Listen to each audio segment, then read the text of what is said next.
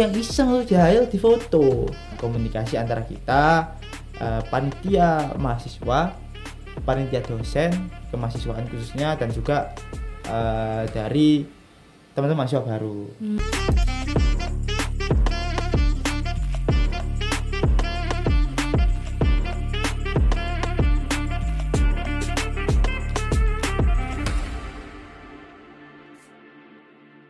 Halo teman-teman, welcome back to our podcast Let's Talk. Pada episode kali ini kita bakalan ngobrol lagi dengan mahasiswa Universitas Brawijaya yang tentunya inspiratif dan kita bisa banyak belajar nih dari sosoknya. Dia adalah mahasiswa yang mungkin banyak dikenal oleh Arkana 61 atau itu sebutan bagi mahasiswa baru Universitas Brawijaya. Sosok yang mondar-mandir nih di beberapa sosmed, khususnya di sosmed Raja Braw yang menyapa teman-teman juga dan mungkin sudah banyak yang tahu. Dan serunya dia juga seorang aktivis. Nanti kita akan bahas lebih detail seperti apa. Ini dia, kita sapa Pugu Ananta Putra. Halo. Ya halo, teman-teman Medcom, selamat siang. Oke, gimana nih kabarnya hari ini? Alhamdulillah sehat. Mbaknya gimana, sehat? Sehat, alhamdulillah. Alhamdulillah. Oke, ini sebelum kita ngobrol yang lebih detail dan lebih berat kali ya, kita mau ngobrol yang santai-santai dulu. Ini aku punya pertanyaan yang perlu kamu jawab secara cepat. Pertanyaan pertama, waduh, quick count. Yang pertama, sebutkan 3 makanan kuliner khas Malang yang menjadi favorit kamu nih. Soto, mie ayam, rawon. Widih. Oke, sebutkan 3 lagu yang lagi kamu dengerin banget nih akhir-akhir ini. Pupus, kemudian nemen, sama apa ya satu lagi? Rungkat. Rungkat. Betul itu. Oke, Rungkat emang lagi ini banget ya. Oke, sebutkan 3 role yang lagi jadi favorit kamu banget beberapa bulan terakhir mungkin. Apa sih roll? Role. Roll maksudnya gimana ini maksudnya? Kayak misalnya kamu lagi happy banget jadi mahasiswa atau mungkin aktivis atau lain sebagainya. Ya, Kan banyak banget pasti Oke, setiap oke. orang ya. Ya tentu saya bagi ya sebagai mahasiswa yang pertama, kemudian kemarin sebagai ketua Pelaksana Raja Brawijaya itu impian saya juga. Dan di sini sebagai seorang aktivis juga ya, karena kita bisa memberikan insight-insight dan juga pengkritisan terhadap kebijakan yang ada. Asik. Oke, nanti ini kita akan ulik-ulik lebih dalam lagi. Nah, sekarang kalau pertanyaan kira-kira satu kalimat yang bisa mendeskripsikan siapakah Pugu Ananta Putra. Yang pertama tentu tanggung jawab. Iya. Widih. Langsung cewek-cewek nih, kita cari Instagramnya. Iya. Udah itu dong. Karena gini, ada maknanya juga. Karena Oke. pemimpin itu jadinya memberi kan, Oh. bukan mengambil. Oke. Satu yang boleh ambil ya ini apa, tanggung jawab. Wih. Selebihnya dia harus memberi, nggak boleh mengambil dari apapun. Seperti itu. Asik. Oke. Dan Pugu Ananda Putra ini merupakan mahasiswa sastra Cina. Nah, ini aku penasaran banget ya karena biasanya teman-teman itu ada tendensi lebih suka belajar malah bahasa Inggris. Tapi mungkin ada alasan lain kenapa Pugu memilih belajar bahasa Cina. Apakah mungkin Cina sekarang menjadi negara adidaya yang ekonominya juga semakin growth? Apa nih kira-kira alasan kamu? Iya, kalau itu ceritanya panjang ya. Singkat Berawal dari aja. Kegagalan kayak itu. Sedikit cerita nggak apa ya? Iya, Karena boleh, dulu boleh. saya cita-cita itu masuk Akpol. Wow. Daftar 2 kali, saya Oke. gagal. Terus akhirnya di kuliah ini saya ngincer pengen masuk SIPSS. SIPSS itu Sekolah Inspektur Polri Sumber Sarjana. Nah, itu nanti kita kuliah 4 tahun, pendidikan 1 tahun di Semarang, paketnya langsung sama kelulusan Akpol. IPDA seperti itu. Makanya saya ambil sastra Cina dengan possibility yang nanti besar diterimanya di sana karena kebutuhannya juga banyak terkait dari penerjemah terkait dengan sastra Cina tersebut. Makanya saya pilih sastra Cina gitu. Wow, visioner ya kamu ya ternyata. Mantap, mantap, mantap. Dan kenapa memilih alma maternya Universitas Brawijaya? Ya, karena sejak dari awal itu sebenarnya saya nggak minat buat kuliah. Wow. Karena pengennya masuk Akpol, tapi I karena see. dorongan orang tua, arahan orang tua juga bahwasanya ya udah di Malang aja, kota pelajar gitu kan. I see. Sebenarnya dan Brawijaya kan juga salah satu universitas yang baik gitu kan di Indonesia. Iya dong, top Makanya saya 10. pilih Brawijaya. Asik. Dan setelah menjadi bagian dari Universitas Brawijaya, gimana nih? Ya tentu ya berbangga ya. Bersyukur, alhamdulillah sangat berbangga bisa menjadi bagian dari Universitas Brawijaya. Sampai saat ini pun kita berupaya untuk juga menjadikan prestasi apa untuk Brawijaya juga lah. Ya.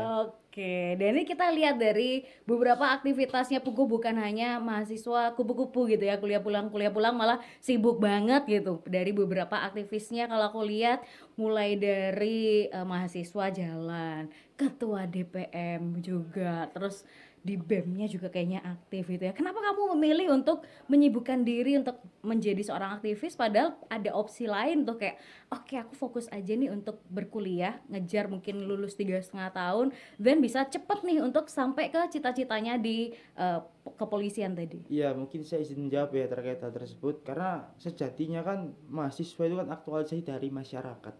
Dia menyandang gelar mahal di depan gelar kesiswaan dia. Oke. Artinya kita harus bertanggung jawab pada masyarakat itu juga. Ada value yang kita bisa berikan di situ mumpung kita jadi mahasiswa. Karena kurang lebih kalau saya baca itu hanya ada 8 juta total pemuda di Indonesia itu yang menyandang gelar mahal di depan gelar kesiswaannya. Itu yang pertama juga. Yang kedua juga saya kan anak rumpun sosial humaniora tuh. Kita sama anak sains dan teknologi. Mereka punya laboratorium di situ yang bisa menghasilkan produk. Sedangkan saya anak sosum ini nggak punya. Lab saya di mana? Ya di organisasi itu tadi. Jadi bagian anak sosum ya khususnya antara organisasi dan juga akademik itu suatu yang beriringan. Artinya menunjang dengan organisasi itu. Makanya saya memilih juga untuk menjadi mahasiswa yang organisatoris. Karena jujur ya sederhana saja.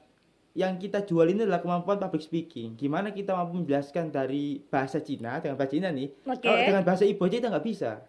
Ya artinya harus tuntas dulu dong terkait public speakingnya itu seperti itu. Karena yang saya jual nggak jauh-jauh dari kemampuan berkomunikasi. Widih, ya ini nih nyambung soal ini, boleh dong disapa pemirsa kita sambil ajakin mereka untuk mau nonton podcast ini sampai kelar karena kita mau ngobrolin hal-hal seru pakai bahasa Cina tapi. Coba deh, boleh langsung ke kamera. Oke, 大家好，同学们在布拉维在大学，你们可以看我跟你叫什么名字？ Bisa? Nisa在UB Podcast. Wah, apa tuh artinya nggak ngerti aku iya aja. Ya jadi Tajahau itu halo semuanya teman-teman di Universitas Brawijaya kita menyapa dan mengajak saya dan juga Mbak Nisa untuk menyaksikan podcast ini sampai selesai. Seru, kok udah lancar banget. Ya karena udah semester 5 kan juga ibu harus lancar lah. Oke, tapi waktu dulu pertama kuliah di UB sudah punya basic atau literally dari nol kayak gua kuliah deh? Ya, jujur nggak ada sama sekali. Karena kan tadi saya jujur anak IPA kan dulu. Anak IPA lintas jurusan ke IPS. Ya tapi karena tadi harus siap adaptasi apalagi terkait kemampuan berbahasa kan. Kemampuan berbahasa itu kan kita latih terus menerus. Ya kan? Dan juga saya ikut di organisasi ekstra di HMI. Nah, di situ ada bimbingan dari kakak-kakak saya, intensif kelas di situ. Sehingga ada semacam kayak Chinese apa namanya sesi ruang khusus untuk hari apa kita harus berbahasa Cina di situ. Di HMI BUB. Akhirnya dari situ pun kita terbiasa juga untuk ngomong Mandarin. Oke, emang bahasa itu memang harus sering dipakai ya. Kalau teori doang lama-lama hilang gitu kayaknya. Harus praktek terus. Seru banget nih ya kehidupannya seorang Pugu ini ternyata nggak cuman kayak di IG kelihatannya mahasiswa kemudian bingung organisasi tapi banyak hal juga yang diikuti. Oke, nah ngomong-ngomong soal kesibukan sebagai seorang aktivis, yang paling menonjol sebelum masuk menjadi ketua pelaksana Raja Brawijaya, kamu adalah seorang ketua DPM gitu ya di FIB. Iya betul. Ya itu tuh apa sih bedanya sama BEM? Karena banyak ini yang mahasiswa terutama maba masih bingung secara fungsionaris seperti apa, kemudian kebermanfaatannya kepada mahasiswa khususnya di fakultas dari ranahnya Pugu sendiri itu seperti apa sih? Ya mungkin saya jelaskan dulu ya kenapa kok di kampus itu ada BEM, DPM dan lain sebagainya. Karena sebetulnya sejatinya kampus ini adalah miniatur dari sebuah negara. Oke. Ya kalau kita di depan negara itu ada namanya sistem teori ya namanya trias politika atau separation of power, pembagian kekuasaan menjadi 3, legislatif, eksekutif dan juga yudikatif. Ya kan, legislatifnya kalau di tatanan pemerintah itu DPR, kalau eksekutifnya sederhananya presiden, ya kan, gitu aja. Yudikatifnya MA MKKY. Caranya seperti itu. Sama juga di kampus seperti itu. Ada lembaga legislatif namanya DPM. Ada lembaga eksekutifnya namanya EM, setelah dengan presiden, ya kan. Nah, yudikatifnya di kampus nggak ada. Kenapa? Karena perannya langsung diambil oleh wakil rektor 3 bidang kemahasiswaan. Nah, dan di setiap kampus pun ini berbeda-beda. Nah, DPM itu kan juga ada EM dan DPM itu kan tingkatannya ada tingkat universitas, ada tingkat fakultas. Nah, saya sering ngobrol itu kalau ketemu sama adik-adik maba, EM dan DPM UB itu laksananya di tingkat pusat, pemerintahan pusat, DPR RI dan juga Presiden RI gitulah, sekarang gitu. Nah, kalau saya di fakultas ini ibaratnya kayak DPRD sama BEM fakultas juga kayak ya gubernur loh. Hmm. Nah, nomenklaturnya seperti itu. Oke. Saya sering gambarkan secara sederhana itulah. Kalau misalnya ketemu adik tanya biar mereka paham. Jadi saya di Oke. DPM lebih ke ranah legislatifnya di lingkup fakultas khususnya. Berarti lebih banyak mengayomi kebutuhan-kebutuhan dari Ya, teman-teman terkait berarti ya? pembuatan undang-undang, advokasi, mengawasi BEM dan lain sebagainya. Oke. Dan kalau DPM ini di fakultas tanggung jawabnya ke? Karena kita di fakultas tentu ke WD3 nanti. WD3 bidang Oke. kemahasiswaan. Wow. Nah, kemudian selama kesibukan menjadi seorang ketua pelaksana Raja Brawijaya, ini apakah sebagai ketua DPM juga berjalan atau gimana nih? Karena ini posisi yang sama-sama ketua kan? Ya, saya izin menjawab ya terkait itu memang sempat ditanyakan juga di pers di tingkat UNIF juga ya. Ya, karena sejatinya kita memang cuti. Di Artika mengatur bahwasanya kalau kita menjabat di struktural lain atau di fakultas UNIF kita harus cuti. Oleh sebab itu pun juga saya cuti atas persetujuan dari rekan-rekan di DPM sekalian. Jadi pelinu kita. Alhamdulillah semua support. Bahkan wakil dekan 3 saya, Pak Aji Setianto juga saya ucapkan terima kasih untuk Pak Aji. Beliau malah mensupport saya. Wih, mendukung. mantap. Berapa lama itu berarti ngambil cutinya? Ambil cutinya kurang lebih saat saya terpilih sebagai ketua pelaksana sampai terakhir open house kemarin. Ya sekitar 1,5 bulan. Oh, sebenarnya nggak terlalu lama lah ya? 1,5 bulan ya. Karena timeline Raja Brawijaya tahun ini juga sedikit mepet ya. Oke, mantap banget. Nah, aku penasaran nih gimana proses seorang Pugu bisa mendapatkan amanah yang luar biasa gitu ya. Tidak semua orang bisa mendapatkan kesempatan itu menjadi ketua pelaksana. Ini prosesnya kalau diceritakan secara singkat seperti apa? Ya, panjang ya. Iya, makanya singkat aja Makanya, nih. Singkatnya itu awalnya kita ada proses open recruitment dari eksekutif mahasiswa. Hmm. Itu dari teman-teman EM melakukan screening. Alhamdulillah waktu itu saya juga terpilih menjadi ketua pelaksana. Tapi fungsinya di EM ini adalah sebagai rekomendasi kepada wakil rektor 3 bidang kemahasiswaan. Karena apa? Karena kalau kita lihat sistem tahun ini dan tahun-tahun sebelumnya itu berbeda. Di mana harusnya yang program seperti ketua pelaksana Raja Brawijaya dan sebagainya itu diambil alih oleh teman-teman di eksekutif. Dan DPM mengawasi terkait tersebut. Tapi tahun ini langsung diambil alih dengan dikeluarkannya Pertor nomor 34 tahun 2023. Itu segala proses seleksi dan sebagainya diambil alih oleh kemahasiswaan khususnya. Sehingga saya proses screening waktu itu ya sama Pak WR3, Pak Syamdur Dev Sakti dan juga wakil dekan dari 18 fakultas lingkup Brawijaya. Oh wow, pressure-nya lumayan ya. Ya prosesnya memang panjang ya, makanya bilang gitu. Tapi Oke. alhamdulillah diamanai dan waktu itu ada kurang lebih berapa calon ya, saya lupa. Baik di EM maupun di kemahasiswaan, alhamdulillah mengamanahkan saya sebagai ketua pelaksana. Oke, baik. Dari sisi pertanggungjawaban sudah beda dan sebagainya. Kira-kira kalau dari sisi acaranya sendiri, apakah ada yang beda juga dari tahun-tahun sebelumnya yang mungkin bikin spesial nih tahun ini daripada tahun-tahun lain? Ya tentu yang bikin spesial tentu tahun ini kita pertama kali offline setelah kurang lebih 3 tahun. Pandemi ya. Skema kita pandemi, kita hybrid online, full online dan sebagainya. Nah, oleh sebab itu tahun ini ya kita mencoba menghidupkan lagi semarak offline di situ. Artinya dari pendesainan acara dan sebagainya harus menarik ya.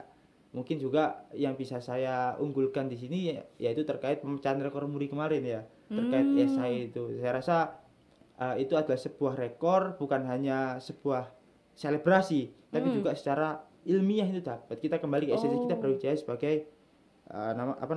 institusi yang mencetak insan-insan akademis seperti itu, dengan artinya rekor esai itu tersebut. Karena kalau kita lihat selama ini rekor-rekor esai di universitas-universitas lain itu cenderung terkait selebrasi, terkait apa dan sebagainya. Tapi saya ingin mencoba bahwasanya Brawijaya ini mencetak rekor yang akademis seperti itu. Oh, berarti temanya sudah ditentukan gitu ya? Iya, jadi sejak awal saya jadi ketua pelaksana bikin grand design kan. Arah geraknya apa-apa itu sudah kita susun.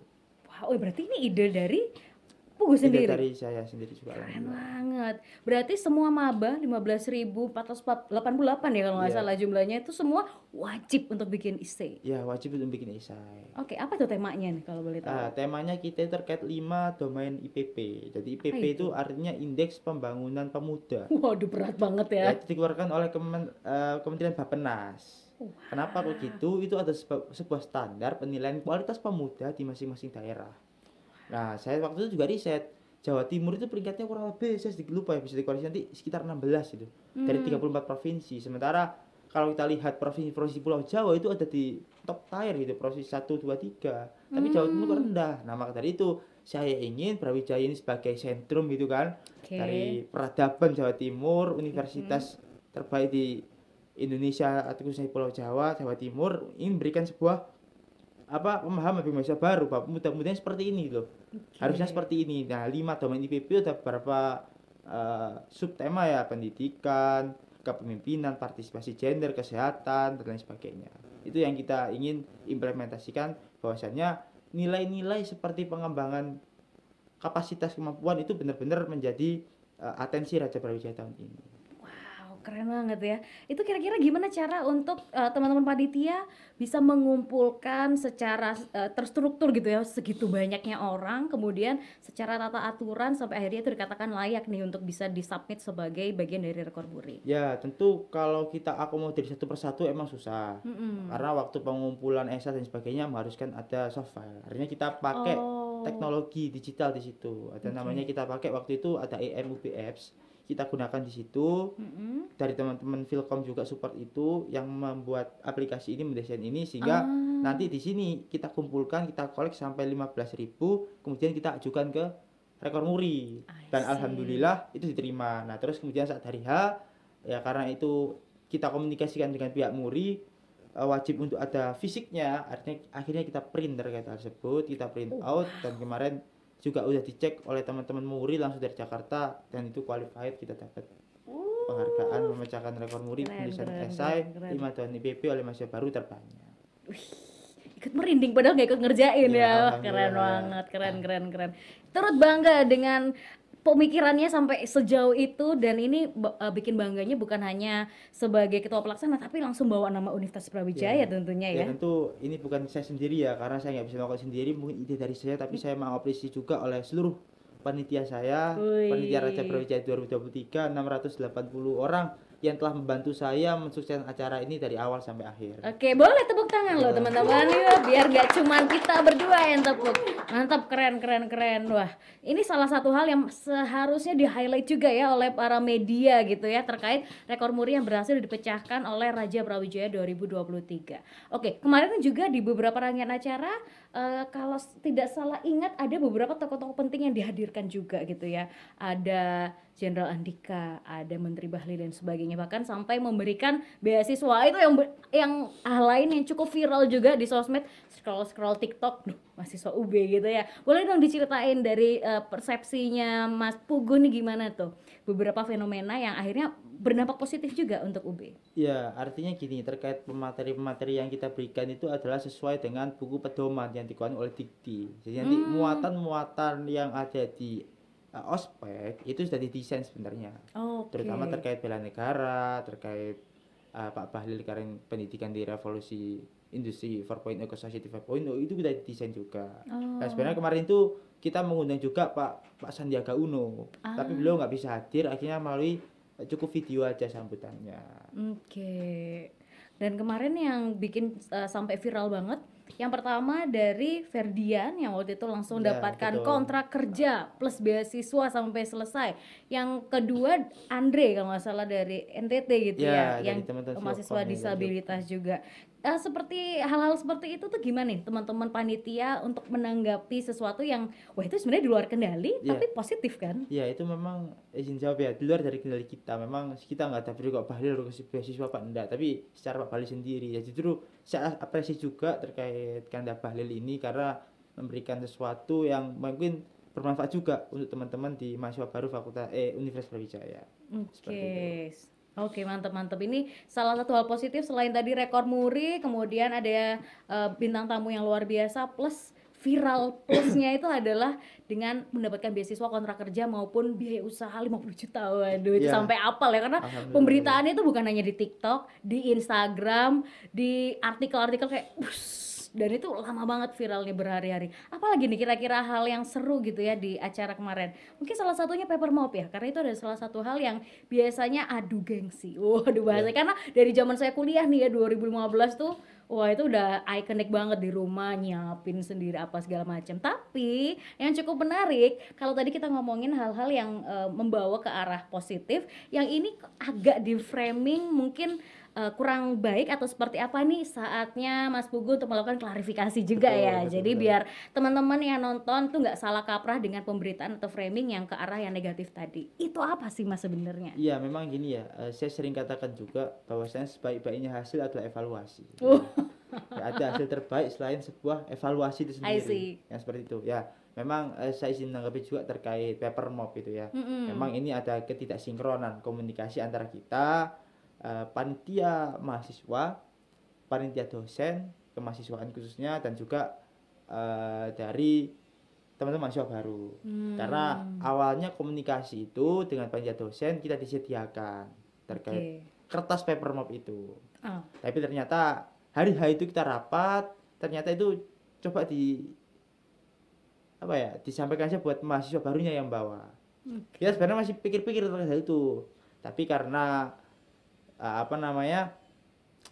itu memang sudah menjadi tema kita, ide kita juga, akhirnya kita riset dulu tuh, teman-teman dari acara itu riset.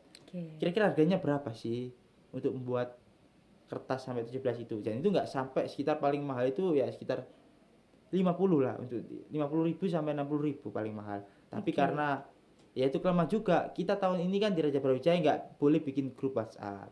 Karena alasan keamanan dan sebagainya, akhirnya kita nggak bisa kontrol tuh teman-teman maba. Alat komunikasinya waktu cuma satu, Mbak. Apa tuh? Website. Yang rajabrawijaya.com. Raja Brawijaya. Dan website itu kan kalau kita tahu nggak masif ya. Yang benar itu masif, tapi kita nggak bisa langsung menyasar ke mahasiswa. Dan kalau mereka chat pun ke situ, adminnya berapa. Sedangkan kalau kita dari tahun ke tahun dengan admin SPV yang kita upload di grup itu, secara tidak langsung mempermudah mahasiswa baru untuk informasi tugas apa dan sebagainya. Jadi yang ingin saya sampaikan yaitu mungkin evaluasi juga ya Raja Brawijaya dan kedepannya, agar nanti open recruitment itu bisa jauh-jauh hari ya kan. Karena kita itu cuma sebulan untuk menjalankan acara dengan mahasiswa terbanyak di Indonesia. Dan juga nanti mungkin alat-alat komunikasi ya seperti MUB apps, teknologi dan lain sebagainya itu bisa lebih dimasifkan lagi agar informasi bisa menyasar ke mahasiswa. Baru tentunya.